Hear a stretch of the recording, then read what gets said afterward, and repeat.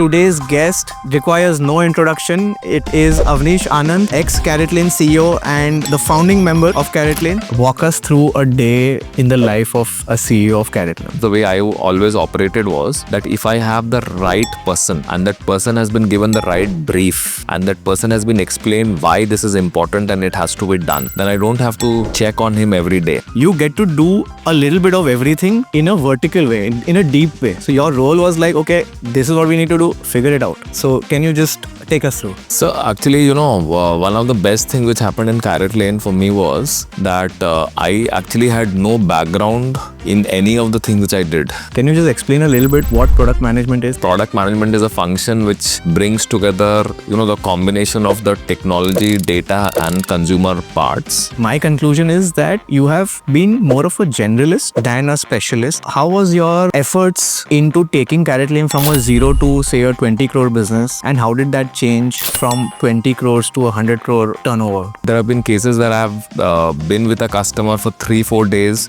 and to convince them to help them close that sale. Today, what we are seeing is a lot of startups are heavily focused on performance marketing. Is that the way? Is that the right way to proceed? If you marry the science of performance marketing with the art of customer behavior and customer understanding, then it can be done in a very, very different way and it is far more effective. Hello everyone, welcome to the Learnathon Podcast. Today's guest requires no introduction. It is Avnish Anand from CaratLane, ex-CaratLane CEO and the founding member of CaratLane. And so we are going to touch upon his journey throughout his career, okay, as well as his exit and what he's doing right now. And specifically, we are going to focus on marketing and branding because a lot of our students and alumni have actually asked a lot of questions related to this. So we are going to take this up. Welcome, Avnish. Thank you so much for joining us today. Thank you, Naman. Very happy to be here. Thank you so much. So just to start off directly, your journey has been incredible from being the founding member, the first employee, till, you were not there in between for some time. Then you came back, you resumed, you climbed up the ladder, and very exciting journey. When I was reading up also, it seemed very, very, it was fun because you get to do a little bit of everything in a vertical way, in a deep way. So your role was like, okay, this is what we need to do, figure it out. So can you just take us through? So actually, one of the best things which happened in CaratLane for me was that I actually had no background in any of the things which I did. Which means I had no background in consumer internet or retail or jewelry or any of the functions which I handled in CaratLane. So luckily but the good thing was that there was enough time and enough, it also there was leeway to make mistakes also, and when you are in a situation like that, then you can make mistakes and learn and then, understand that function. So I think I was incredibly fortunate to get a chance to run these various functions, to learn about them and then understand how we need to do that. And it was incredible. I think it played to my strengths. It played fully to my advantage. So whether it was marketing or whether it was product management or whether it was any other function, I think I also learned.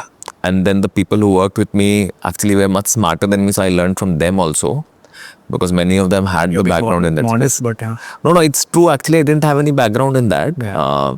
I think I had some other strengths which complemented the skills which the people who worked with me brought to the table.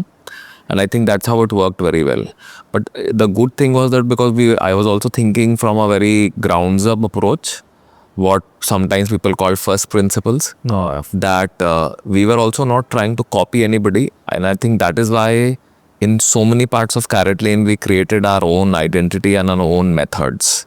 And when you say you were working on marketing and product management, can you just explain a little bit what product management is? Like within your product management, is how you bring technology, data and the consumer journeys together.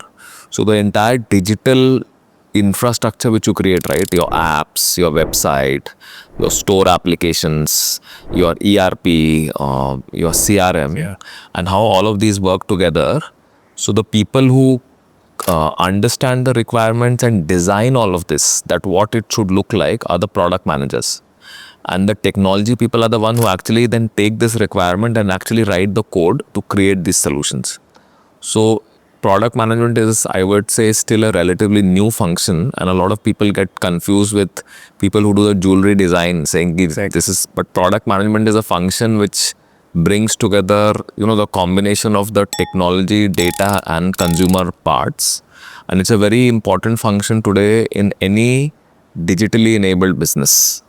If you want to create the right digital infrastructure to have, great consumer journeys and to create a more efficient, agile organization or data-driven culture, all of that needs very good product management. So it's interesting how a product management person has to be, involved on both the sides. One is when on the marketing side where you're looking at conversions, and the other side is the experience of the consumer while during that entire customer journey. Right? Absolutely.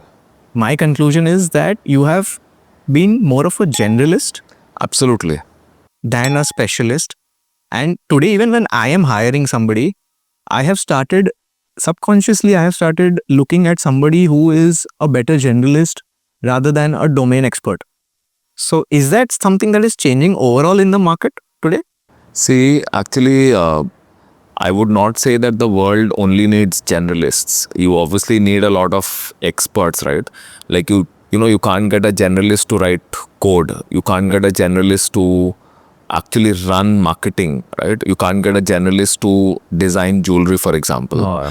You definitely need specialists and domain experts, but you also need generalists because these people, bring all the pieces nicely together and string them together to create, either a great business or a great experiences and all of that. There is also this thing called T-shaped people. That is actually the way the world is changing right now. That, this part of the T is your depth in a particular domain where you bring in very deep expertise and deep know-how to do certain things. But this part of the T is where you should have at least some level of horizontal understanding of other parts of the business so that you can work with other teams equally effectively. I think that level of, that is, I think, what ideally the specialist should also try and become. Yeah. Because, there are very few functions today where you can work in isolation without having to interact with other functions. True. And I think even if you want to become the leader of your function, you can't just become the leader of your function basis just your technical skills in that function. You have to become at least a base level generalist and then therefore become a more T-shaped person. And also other stuff like leadership and people management. Yeah, so majorly leadership only. I think at a leadership level, you need a little bit of... You need lots of breadth, right? Yeah, absolutely. If I would want to go back to your journey of CaratLane and at the very initial level, how was your efforts into taking CaratLane from a 0 to say a 20 crore business, and how did that change from 20 crores to 100 crore turnover? Like what was, like, you were probably focused more on Jugadu style of marketing initially, and then you probably moved on to some level of branding. Like, what was it like? How was it? Actually, I was there from the journey from 0 to 20 or 25. Actually, a little more because we had a B2B business. This turnover was much higher. Diamond traders. Yeah, traders diamonds. And then I missed the journey from like 25, 30 to 100, 120. And then I again became part of the journey from 100 or 120 or to all the way up to 3,000 crores. Obviously, in the beginning part, we were in a situation where, you are in a zero awareness situation, not just for selling jewelry digitally or online, but even for studded jewelry and the type of low price point jewelry which we had introduced. So there was a lot of effort which would go into chasing each and every customer. Us samay, see, today people talk in terms of na aapko itna crore revenue and all you get, right? In those days, we would aim to get like one customer every day, right? And for that, we would hope that we have 2 or 3 conversations with some seriously interested customers. and then if you can try and convert at least one. That's how it started. And शुरू में actually वही आपको करना होता है, and then those customers, if they have a good experience, if they really like the design, then they will get other customers. So when you start the business, you have to literally think in each and every customer, एक एक करके, and there have been cases that I have been with a customer for 3-4 days, and to convince them to help them close that sale. Personally. Yeah, personally. Okay. In the early years, right? That's how a business gets started. But even in the online version, you had to do that. Yeah, well, what we would do is that we would chase more and more customers in Chennai, where we were based. And obviously, many of them would not be very sure. Then I would go to their house or sometimes call them to the office. Wow. Yeah, and there are many cases like that which happened in the early years because they would not feel very, very convinced. You have to also remember that forget jewelry. That was also the time when there was this terminology of fly-by-night operators. That a lot of people would start web-based businesses, but वो And scam ही होता था वो. तो लोगों को in general एक वैसे business से डर लगता था, and jewelry with a higher price point में वो डर और ज़्यादा होता था. So then you had to really work a lot on building trust with these people. Literally, जिसको बोलते हैं ना कि पहले आपको बूंद बूंद से वो एक घड़ा भर के you have to get to 20 crores. And then slowly, obviously, once these people had a good experience, they told others. Whenever I would meet people, and the same is true for the others also who were in the company in the early years, he would literally, जिससे भी मिलते थे ना, we would tell them about CaratLane and we would say, we should please try it. So there was like shameless selling to everybody and anybody we could meet. कि जहाँ party में गए, school गए, hospital गए, हर जगह. The 20 to 100 journey, obviously, by the time we got money from Tiger also. So earlier we were very frugal. This was the period where we tried a lot of new things, and I think we made the maximum number of mistakes as an organization. So we tried TV campaigns which didn't work. We tried a store which didn't work. We tried try at home which didn't work initially. We tried a lot of other stuff which didn't work. But all of these were important milestones and mistakes in the journey because we learned a lot from that. And then slowly, obviously, you started opening some stores. Your online thing picked up. There was more awareness and more trust was built.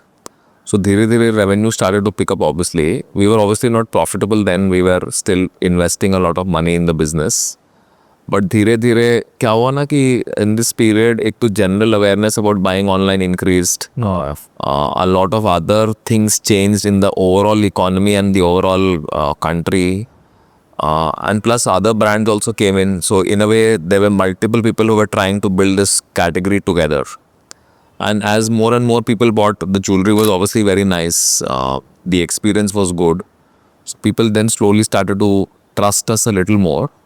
And वो क्या होता है ना, शुरू में the business grows, once you have a certain number of customers, then there is exponential growth which happens. Right. Because everybody tells 2, 3, 4 other people, then they come and try and buy. So that was how the journey happened till like 120, 130 crores.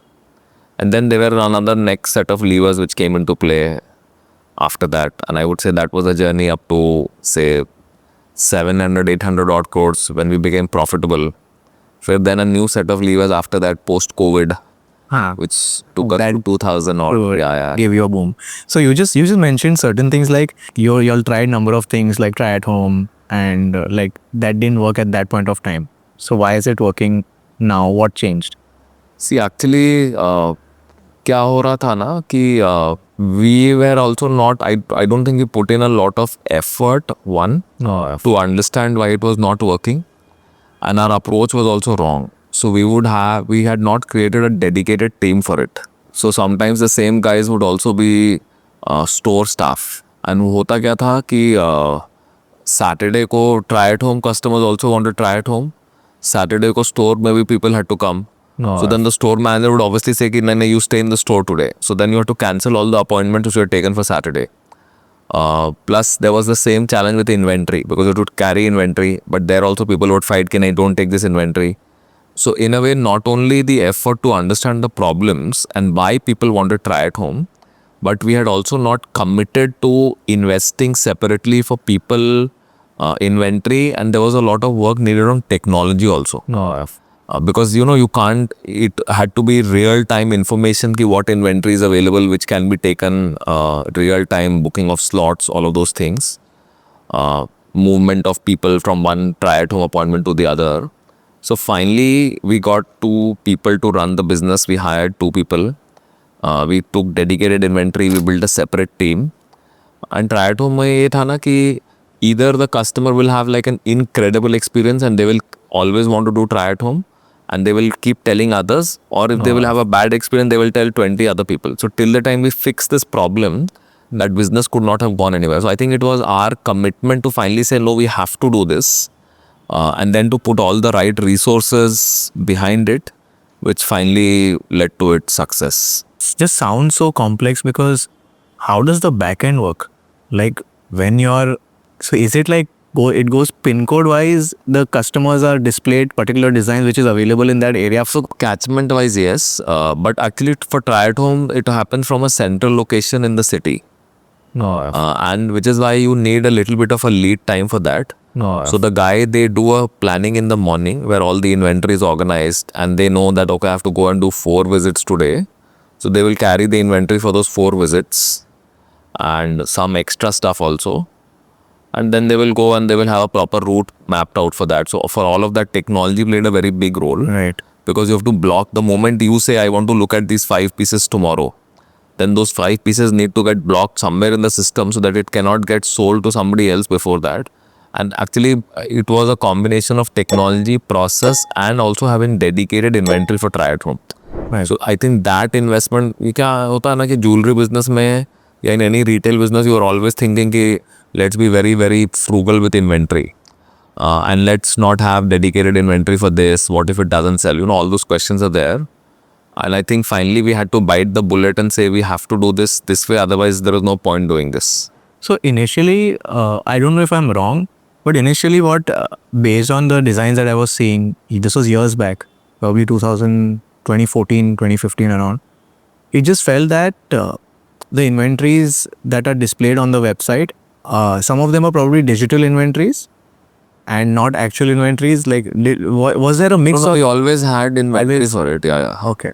So unlike there are a lot of these other e-commerce platforms which are having more of rendered designs, digital products, and there is a difference. Sometimes you have to do rendering because the shoot, jewelry is a very, very bright product. Right. There is so much shine and luster and brilliance in jewelry that it is hard to shoot it. No. So sometimes you have to do rendering to make sure the images look good and they look real. Right.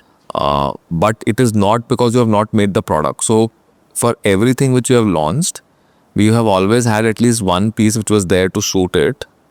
Obviously, you might not have lots of inventory for each design, but we always have something. So it's not that we just created a cat design and render karke we just. Because right now that is happening abundantly. Like coming back to the journey of the revenue that you mentioned, but where did those initial leads come from? Like it was through reference, it was through. No, we do marketing. Okay. What form? Like so you started simply with Google ads. Us समय there was no Facebook and all. Okay. So largely Google ads only. And we used to try these other things on all the marketplaces which would exist back then. So there was India Times and Redays and all of that. Right. And that was a terrible idea. Because they would come and tell us ki make something for 800 rupees. No. And how can you make anything nice or any kind of jewelry for 800 rupees even when the gold rate was very low. Right. So that didn't work out. We used to try some collaborations with other brands, but those were also not effective. So largely the leads would come from this, and then we would do a little bit of PR also. Usse bhi some people would come to know, and then they would, and I would shamelessly write to every friend, family member, whoever I could meet, all my batchmates and everybody, you should come and try. No. And even one of them bought, it was such a novelty back then, you bought jewelry online, that I'm sure everybody would tell at least 25 people, there is this company called CaratLane. And I bought this and it looks nice. तो उससे फिर लोग खुद से आके देखते थे शायद. Right. I think it can definitely would have had a cascading effect. If the experience is good, तो it's something to boast. Right. I think the fact that the business took off and scaled so clearly, and I personally believe that it was a combination of nice design and good experience only which helped us in the early years, and even till today, that is what really works for us. Going forward, when you all started scaling, did the entire I would say, culture change in terms of, okay, now the business is validated. Now we need to ramp things up. Like, from a marketing standpoint, what did you all do to ramp it up? Like, say you all tried, तभी तक Facebook आ गया, तभी Amazon, Flipkart and all also started ramping up. I'm assuming that helped CaratLane in some way or the other to get people online at least to purchase. See, that's what I said earlier, no, that in the country in general, there was a lot of change which was happening for e-commerce, right? No, Because of Flipkart and Amazon and lots of other, the Mintras and Clear Trips and Make My Trips of the world, right. that more and more people were becoming comfortable researching and even buying and paying for stuff online. And for the longest time, we used to have this thing called COD, right? Right. Where people were No. comfortable buying but not comfortable paying. True. So all of that changed, obviously. And see, as money came in and as you had a larger customer base, then there was obviously the whole Facebook ecosystem started for advertising. We also tried TV and print. So in that period, no, we tried everything. Then after 2015-16, we became a little more objective and more data driven. Actually, the big cultural change, the good thing is that the culture in CaratLane actually evolved very organically. Nobody, in 2008 sat down and said कि ऐसा culture बनाना है. And the culture also kind of reflected the personality of Mithun and everybody else who was running the company. So the data-driven culture is the big change which happened in 2016. After that, we became very, very focused on saying whether are we getting a benefit or not, is this really working or not. So a lot of things we stopped doing because the data was clearly saying it's not working. So we stopped print, we stopped a lot of this leaflet distribution. We actually used to be listed on Amazon, but then we stopped it because the revenue was not even worth the time spent to have a meeting with the Amazon people. It was so low. Yeah. So also the commission must be like yeah, that's what I'm saying. Commission की तो खैर बात की बात है ना. At least the revenue needs to happen fast. So there was hardly any revenue, and the revenue also was for things like gold jewelry, which was not our forte.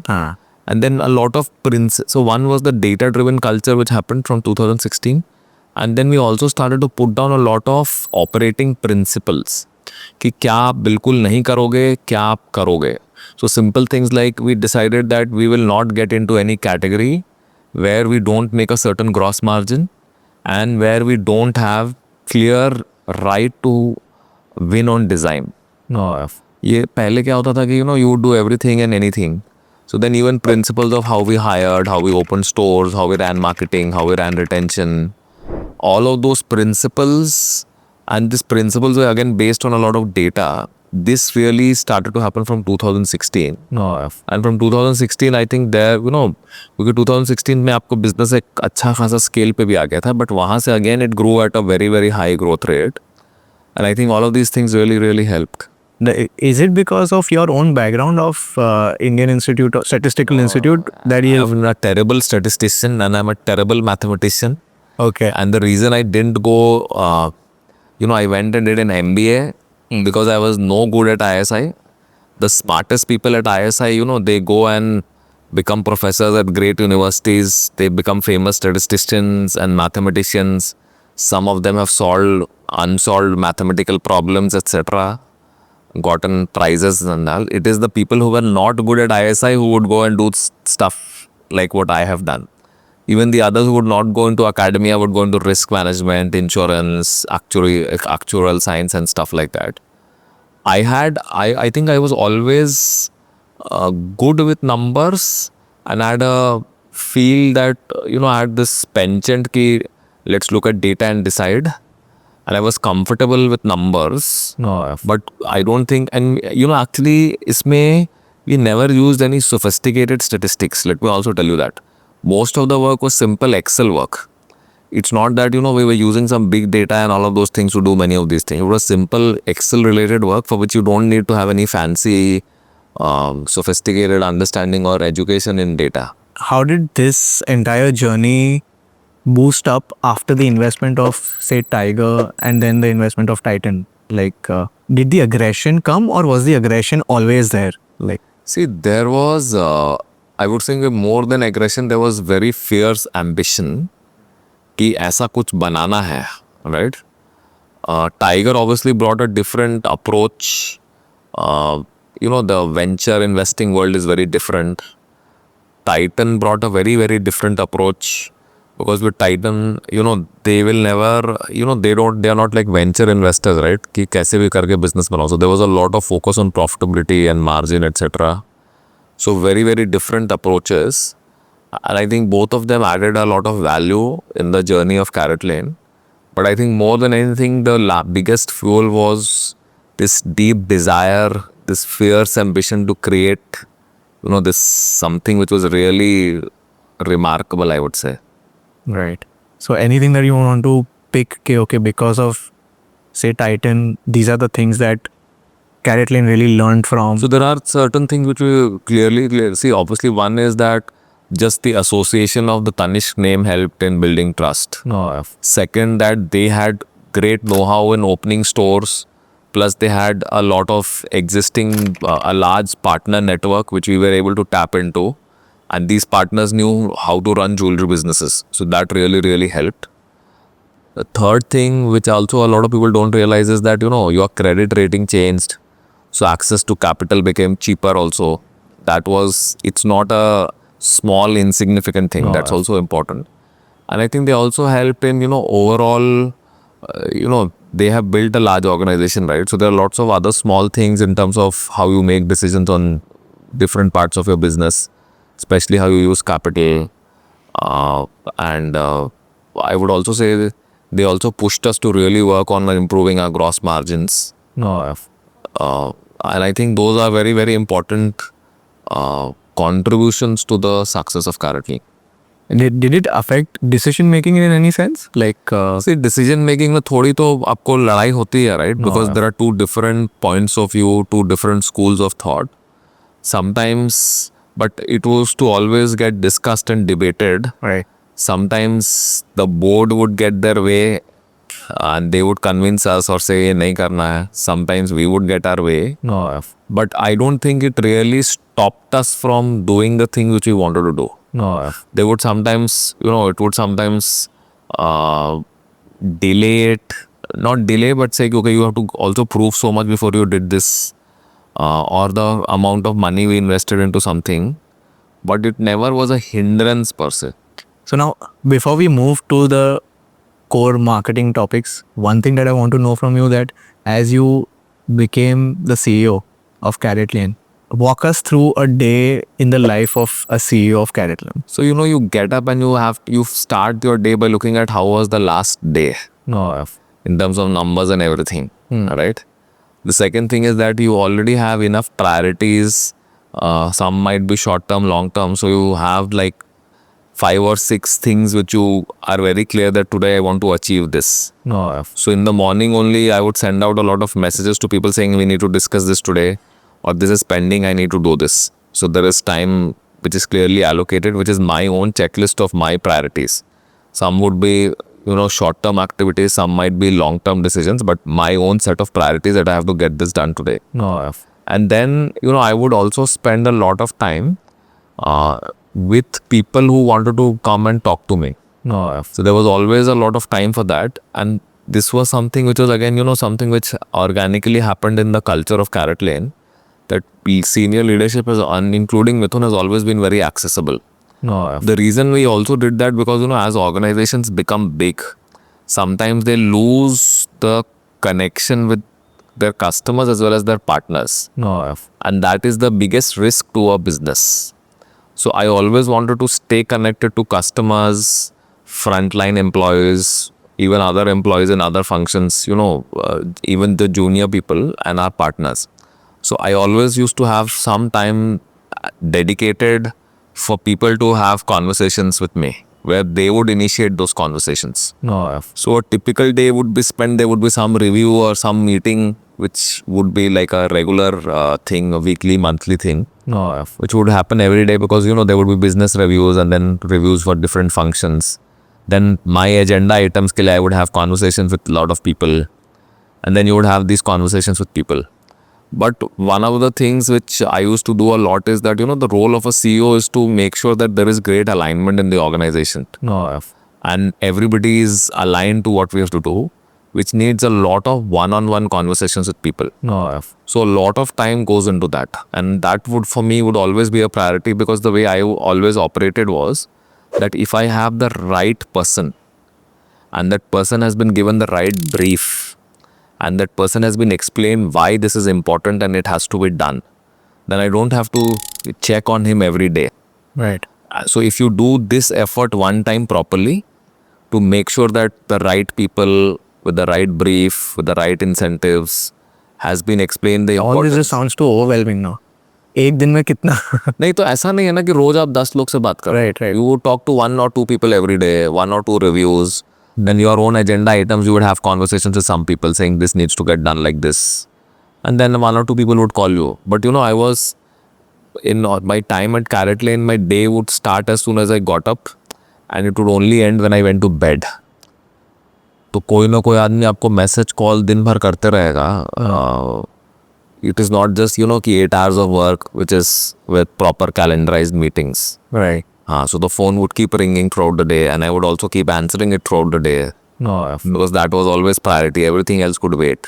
I think a lot of work was delegated to people, but मेरे लिए 4-5 broad areas of priority were there which used to always be my focus. So I would also not, as in many parts of the business, I would only look at it when there was a review, but it's not that key to look at it all the time, because there were good people in place who were looking at many of those things. But जैसे अगर ये पूरा ऐसा business था, तो I had decided कि these parts need my focus. Also for things which needed long-term decision making या long-term point of view say. So I had my area which I had to kind of drive myself.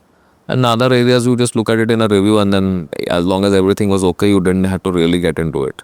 So now switching gears to the core topics that I really wanted to discuss was marketing and branding. Now today what we are seeing is a lot of startups are heavily focused on performance marketing. Like, is that the way? Is that the right way to proceed? Because initially leads are more important, getting the business validated is more important. Because overall, any startup, specifically jewelry startup, first they're spending on ads, getting leads, and sometimes burning more than they should. So what do you think about this entire phase that has come up? See, there is nothing wrong with performance marketing per se. In CaratLane also, we have done a lot of performance marketing, and a lot of money would get spent on performance marketing. But there are certain other things also which you need to keep in mind. One is that performance marketing is very, very useful to acquire new customers. But it is actually far more rewarding to make sure your existing customers also keep coming back and buying more. Most companies I see don't put in enough effort on that. I think one, they don't understand that how much their business math changes because of that. Second, I think they also, it's harder, right? Because performance marketing में क्या है ना कि you throw money at the problem and things will happen, right? It's a cooler thing also to do as compared to that, retention में you have to keep doing segmenting, keep talking to customers, do other activities which are not just a factor of money. It's actually more hard work sometimes. So our human nature is to then go for the thing which looks cooler also and looks relatively easier also. That is one. Second, that there is actually, in performance marketing also, there is a standard approach जो आपको Google, Facebook आके बताते हैं आपको ऐसा करना है, and we often become prisoners of that we keep doing it that way. We don't put in enough effort to understand how we should figure out our own way and how we can really improve it. If you really put your, deep thinking and marketing hat on, there is a lot of work which you can do on performance marketing to improve the effectiveness of that. Plus, even on performance marketing, once people come to your website in the mid funnel and lower funnel, there is a lot of work which you can do to again juice more value out of it. So if you are doing performance marketing and not doing all of these things, then I think that is not going to help, because you are just going to burn money and you are only spending money to acquire new customers. So it will obviously not look good either for your business or for your P&L. But if you do all the other pieces well and you also put a lot of thought into performance marketing, right? who is the customer. See, sometimes performance marketers, what I feel, they forget the basic tenets of marketing. Who is the customer? What is the problem that we are solving for them? What is stopping them from buying if they are showing intent? What is a proxy to tell us that whether they are genuinely interested in this category or this brand or not? And but हम लोग को ये लगता है ना कि performance marketing just means that we'll run these ads and we'll just keep optimizing that. You do humanize it completely. There is no human customer element the way a lot of people do it. But if you marry the science of performance marketing with the art of customer behavior and customer understanding, then it can be done in a very, very different way. And it is far more effective. So something that just strikes me is, so we are just, we've taken up a couple of alumni brands and we are testing this concept of pain and desire. So Vitamin and painkiller. So taking that example, like if somebody is saying, okay, I need to buy a ring, but everything is too expensive. So that person is coming out of a pain point. So if you hit out a campaign targeting that pain, that, okay, we can help you figure out a design which fits into your budget. Compared to that, a desire, an example for desire is, okay, I want a solitaire platinum ring. So again, you hit a separate campaign for such people, and then you will leverage on the algorithm and the platforms to do your work, leading that with a targeted funnel. Okay, then based on the customer journey, this is what you do. So is it something like this that you all used to? Yeah, so that's what you don't start with performance marketing. You first start with who are the different types of customers and what are the reasons to buy or not buy, or what are the occasions of which what they want to buy. Then you say, okay, if I want to target, and I'll give you an example. Suppose you say you want to target people whose wives' anniversaries are coming up. Right? This is a use case. So then you say, okay, what is the way we can find proxies for such people, and what are the various performance marketing options which can help us find such people. Then you what you will do is that the landing page of such customers will also be different. The product which you show will also be different. What you do otherwise, कि ये in market है, वो आपको Google बोल रहा है, and उसके लिए you just think, okay, let me just, whatever Google only recommends the best products, let me just do that. In a way, this is a larger reality of how technology and all of this big data is taking up and making us redundant, because we have stopped thinking in a way. कि Google ये बोल रहा है या Facebook ये बोल रहा है तो आप करो, without thinking कि okay, actually who is that person behind this click or this Google ID who we are targeting, and what is the reason to buy or not buy. If you marry the art of this consumer work with technology which or the data which performance marketing brings, then you are more effective. But आप ये सब सोचना ही बंद कर देते हो बिल्कुल. Going back to when you said that the mid funnel and the lower funnel, can you elaborate a little bit on that? Like what is it? Mid funnel means that there are people who have come, who have looked at 5 products, but they are not going further. Which could mean that, buying jewelry, there are 5 to 10 reasons why they might not buy. There might be discomfort about quality, or whether the design will look good for them or not. If they're buying for somebody else, whether the recipient will like it or not. They will have questions about policy, pricing, discounting, whether they can get the product in a certain amount of time, right? What is the return policy? So there are so many questions. So what we would do in the mid funnel is to try and understand what might be stopping them from going further. And again, those guys would look at signals. They would talk to many customers and see, whether the signal was predicting at their actual problem or not. And then accordingly do lots of interventions to move people forward. For some of them, they would nudge them to have a chat with somebody from the customer service team. For some, they would nudge them to go to the store. Or they would show them information which they hope that they would solve their problem. So, ek tarah se the customer starts the journey, then he's stuck. He's seen 5-6 designs and is not going further.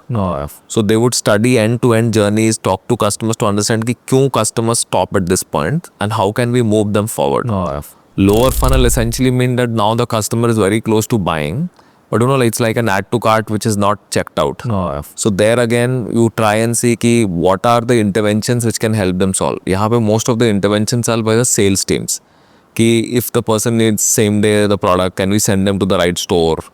Or, can somebody talk to them and help them find the right product which they want to buy? So sales level pe it's largely the lower funnel.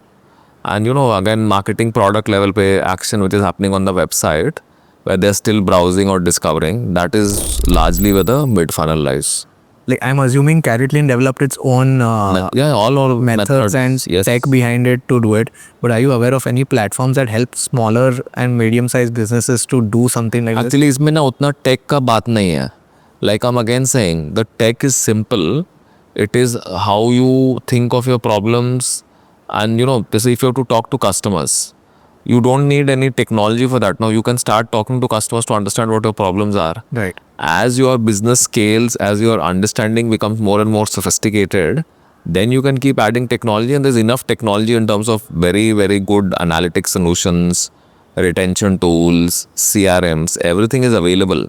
Right. But the beauty is not in this tool. How you use it. It is how you use it. Well, you can give somebody a Formula 1 car ride, but you and I cannot drive a Formula 1 car ride. Technology and solutions are also like that. The traditional jewelers are still in that process of कि omni channel है, business offline भी है, online भी है. But what I have been noticing is there is no omni, there is no online, there is no offline. It's all one set of business. Like, is that true? Yeah, I also we think of it like that only, that there is one customer only, because the way a customer decides whether they have to go and buy in a store or online all depends on the requirements. Sometimes they might have to buy a small piece and they need it very quickly, and they might just go and buy it online. Sometimes they might want to buy a larger piece, or they would want to go with a friend and buy it together, and they would enjoy the the whole experience of shopping. But what people don't understand is that retail is also an experiential thing. Many people like to go to the store, see a lot of jewelry, try it and wear it, right? And it's a pleasurable thing for them. At the same time, there are obviously a lot of people who are more digitally aware, who always start their journeys by Googling or visiting the apps and researching.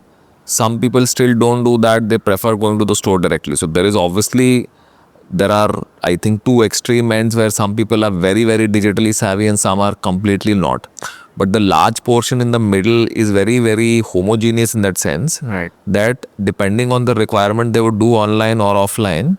And many of them still start their research and discovery online, but then would go to the store and then buy the jewelry, which is the large majority. And that way I am seeing not just in CaratLane, but in other jewelry businesses as well as other categories also. Right.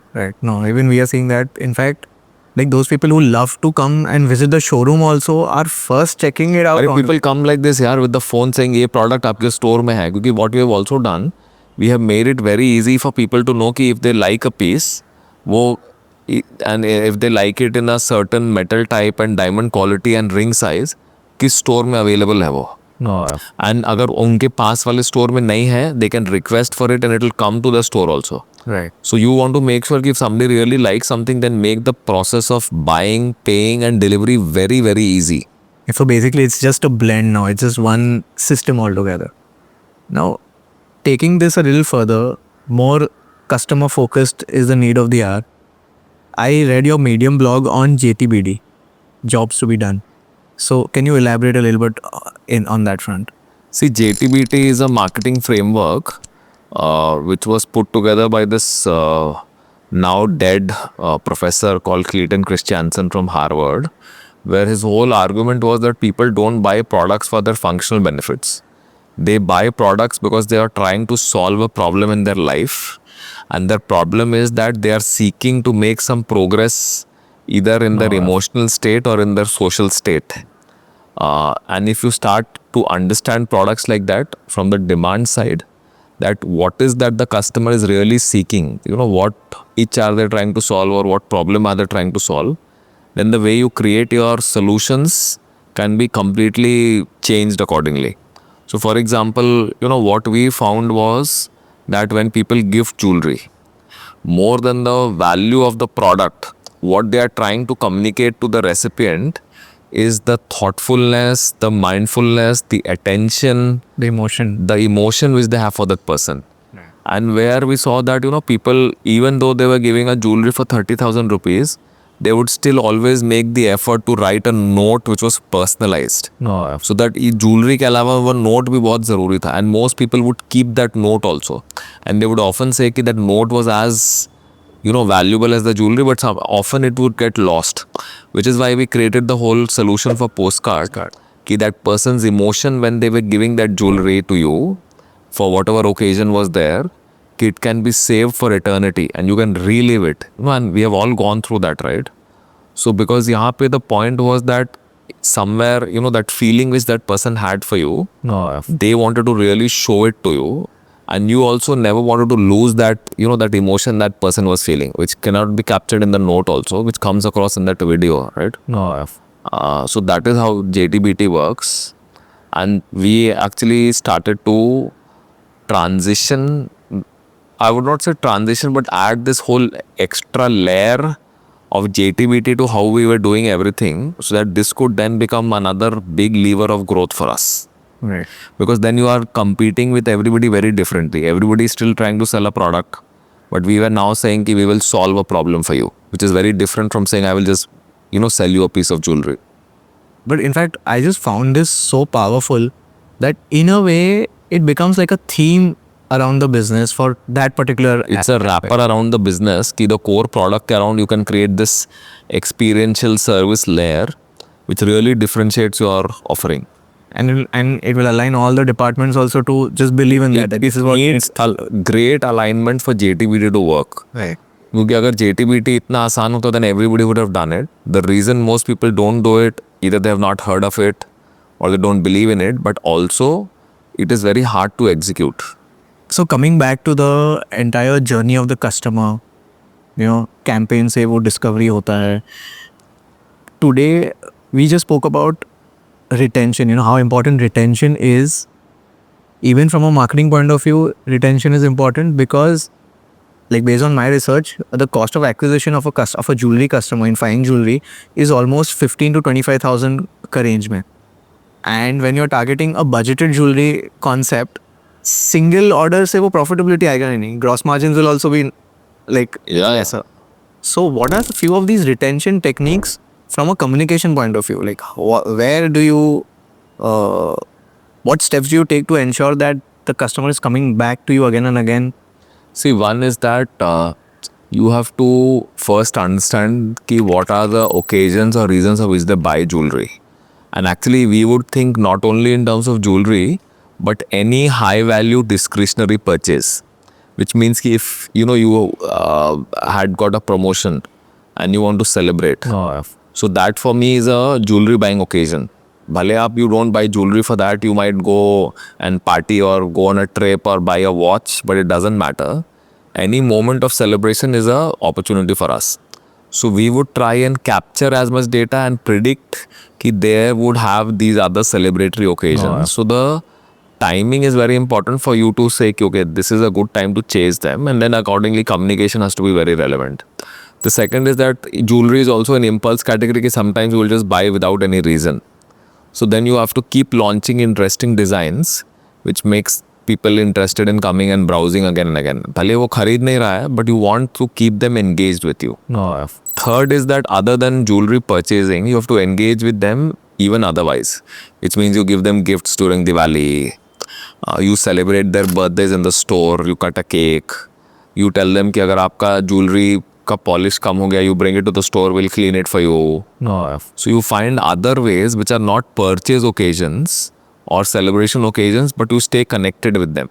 Right. तो इससे क्या है ना कि customer, you are making sure कि you are at least getting a chance to sell them some jewelry every time they have an occasion or an impulse, and at the same time they are never forgetting about you.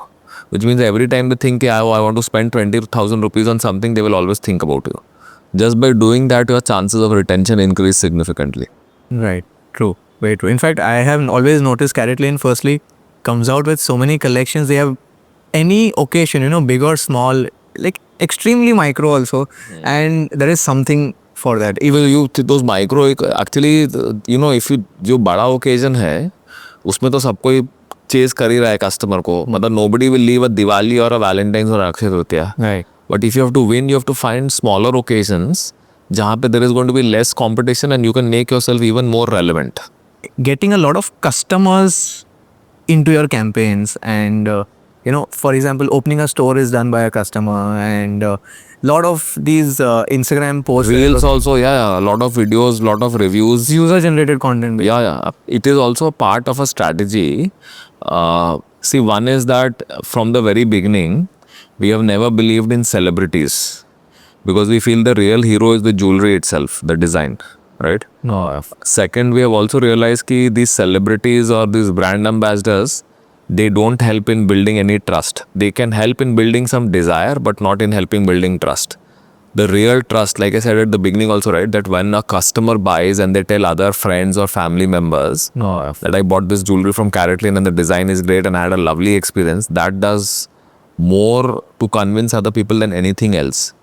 So this we have always known. We have also made a lot of effort to track word of mouth.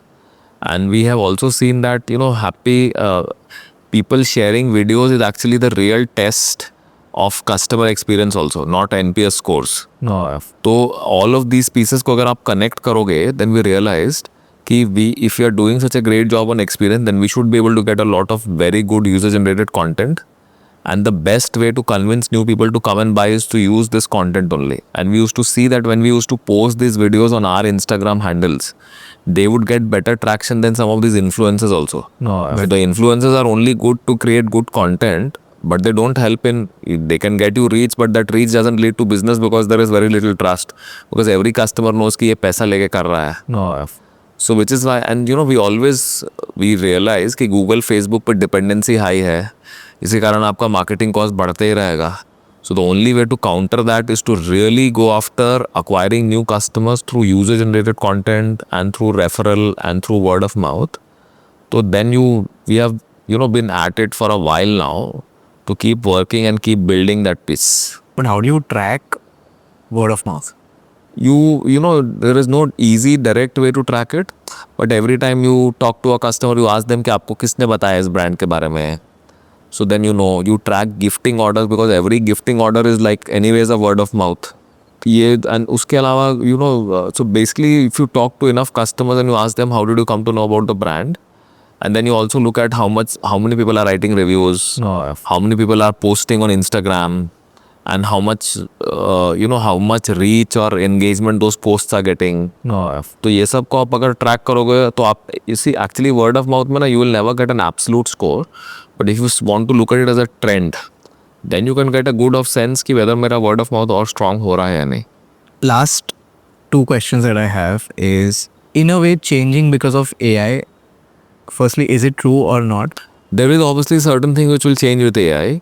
So there's a imaging and imagery and shooting with models, and what I said, right, that you have to create lots of micro occasions and micro campaigns. अब imagine करो कि आप हर एक के लिए अलग से shoot करना with a different model to show a different relationship or a different occasion was very, very expensive. That should change because of AI. When you write copy today, right for a creative, उसमें क्या है कि अब एक बंदे को आप बोलोगे 20 वर्जन्स लिखने तो वो कभी लिखेगा ही नहीं क्योंकि it is too much work. But with AI you can write that. A lot of people fail कि this virtual try on etc can happen. I am not so sure about that part at least. And plus even in marketing, in product management, supply chain, there are many areas where AI can really help. But the key thing is also always to not become so dependent on AI that you lose your own human intelligence completely. It is always going to be dependent on human intelligence. नहीं, human intelligence लोग भूल जाते हैं ना. See, I know people who have stopped using their brains to write their emails also. Or anything which they want to research, they have stopped using their brain. They just think कि AI use करो या ChatGPT आ जाएगा तो आप अपना. See, how did we forget our ability to remember phone numbers? Because we started relying on our, पहले तो लोग को याद रहता था ना. In the old days of the old-fashioned phones, nobody used to have a way to remember phone numbers. No, you would remember it in your head. तो हमारी ability developed थी, फिर हम लोग उस ability को खो दिए. Same thing is happening to other things. You very soon will forget how to write a proper email also because we're just dependent on AI to write it for us. अभी तो prompts आ जाते हैं email में भी कि reply. So I to at least consciously never use a prompt because I won't want to become dependent on AI. Right. But my understanding is that today, because of AI, our marketing can be more personalized. individually it can. Yeah, it can be done, but there has work to be done on that to make it happen. It's not so straightforward, but आप अगर दिमाग लगा के करोगे सही से तो वो हो जाएगा. Okay. Now, be it AI, be it marketing, be it anything in business, the most challenging part, I think, is team building. Yeah. So, what are your thoughts on that today? Because I think every startup, even established businesses are facing this issue of shortage of skilled workforce. How do you tackle that? How did you all hire? See, this is actually, if we talk about this, there can be a full podcast episode just about people and culture. But the short and quick summary I will tell you is that we, at some stage, we decided that we can't just value people based on their education and their qualification and their past experience. We have to over-index for their attitude and temperament and desire. That actually made a very big difference. Second, that we have always, there are certain attributes like teamwork or people who, this T-shaped attitude. This we have not only recognized as important, we have celebrated and rewarded people for these things. So that we built a culture saying that these things are important and this company realizes that this is important. Many of the other behavioral attitudes also, right? That people going and finding new problems to solve. We would say if you find a new problem, you can start working on that problem. That is your problem. So it could be a problem for the marketing department, but if somebody from category found that problem and some data to say कि ऐसे इसको solve करना चाहिए, will say ठीक है, you only work on it. So this automatically gave a lot of people the chance to find problems so that they can, increase the span of their work and work on more interesting things. So it motivated a lot of people like that. Plus हम लोग बहुत इसमें भी data वाला काम किए हैं to major people do we just like we do a lot of surveys and we do a lot of research to get customer data the same thing we do for employ data also. तो वो सब those are some of the thing which you have done which has actually worked well. And like I said, right, we have always been accessible. If you just keep hearing from employees, you will know about enough problems and then you can solve for it. We have now introduced coaching also as a method to help managers become better managers. So lots of things like this, but like I said, right, this is like one topic in itself. But these are some of the things which have worked in CaratLane. Thank you so much. And my pleasure. Anything for the jewelry industry, I've been very fortunate. This industry has given me everything. So beyond all of this, I read one of your LinkedIn posts on wisdom related to investors. So it seems like since you're now getting into consumer investments and you were talking about, how these people have figured out life either before investment or is it the after while. So on a scale of 10, where have you reached? I'm at 1. You're at 1? Yeah. Okay. Thank you so much, Avnish. Thank you. My pleasure, Naman. Thank you.